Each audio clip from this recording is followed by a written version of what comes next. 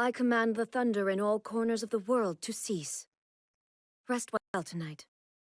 The Raiden Shogun possesses an electro-gnosis and wields a polearm in combat. Ah, another Archon that wields a polearm.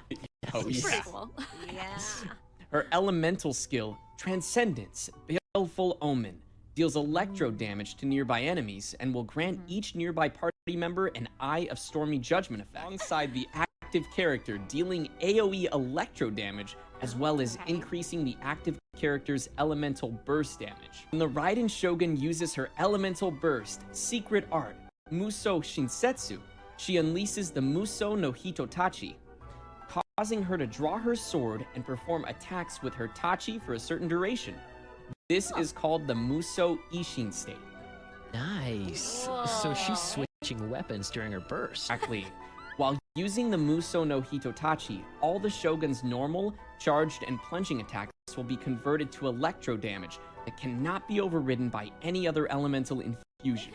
After unlocking the passive talent Enlightened One, if the Shogun's energy recharge surpasses 100%, she'll receive greater energy restoration from Muso Ishin, as well as increase its electro damage bonus. Wow.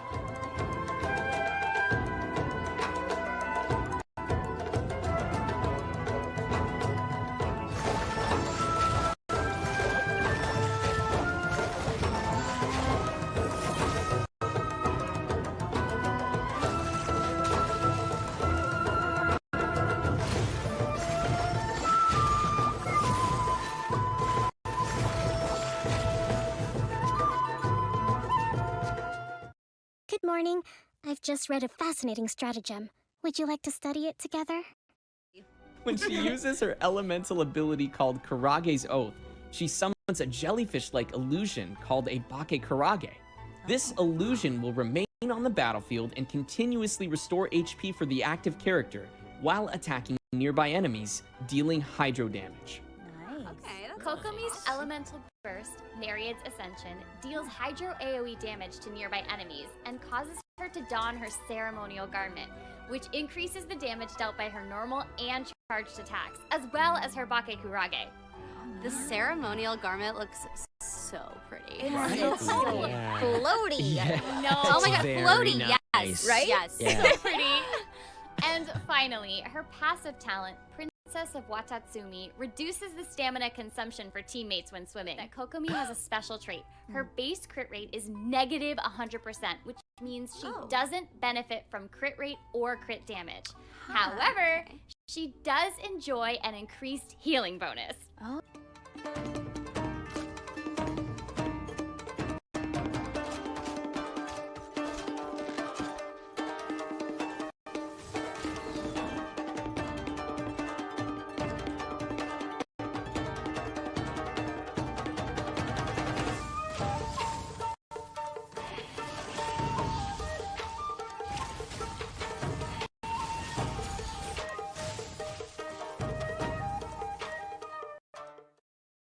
To manifest eternity per the almighty Shogun's will. That is what I aspire to. Yeah, so Kujou Sara is a bow wielder with an electrovision, and her elemental ability, Tengu Storm Call, allows her to backdash and gain crow feather cover. When Kujou Sara charges her bow, she consumes crow feather cover.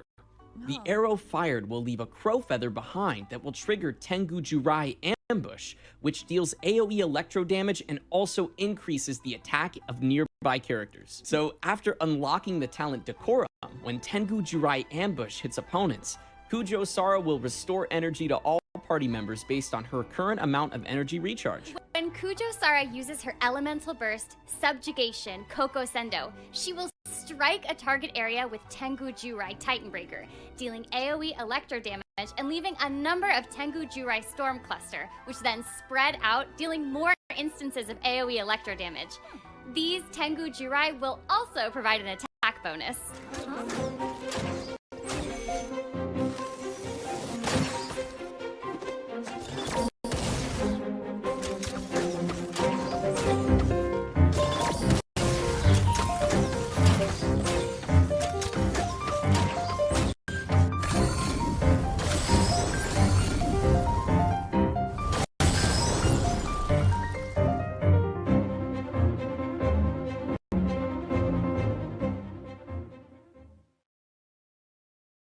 Aloy here.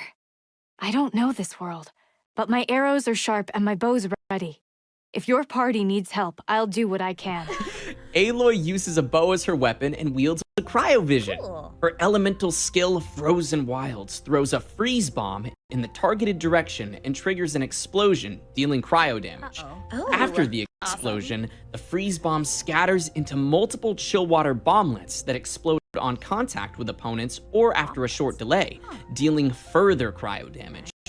When a freeze bomb or chill water bomblet hits an opponent, the opponent's attack is decreased. Oh, wow. That's great. And at the same time, Aloy will receive a coil stack. This effect increases Aloy's normal attack damage. Cool. When she has accumulated 4 coil stacks, Aloy will gain the Rushing Ice effect, which lasts for a certain duration, during which her normal attack damage will be converted into cryo damage. Oh. Okay. And in addition, after unlocking the passive talent Strong Strike, Aloy constantly increases her cryo damage during Rushing Ice. After unlocking the talent Combat Override, the whole party's attack will increase for a certain duration after Aloy gains the coil effect. Ooh, great. Yeah. When unleashing the Elemental Burst Prophecies of Dawn, Aloy throws a power cell filled with cryo in the targeted direction, then detonates it with an arrow, dealing AoE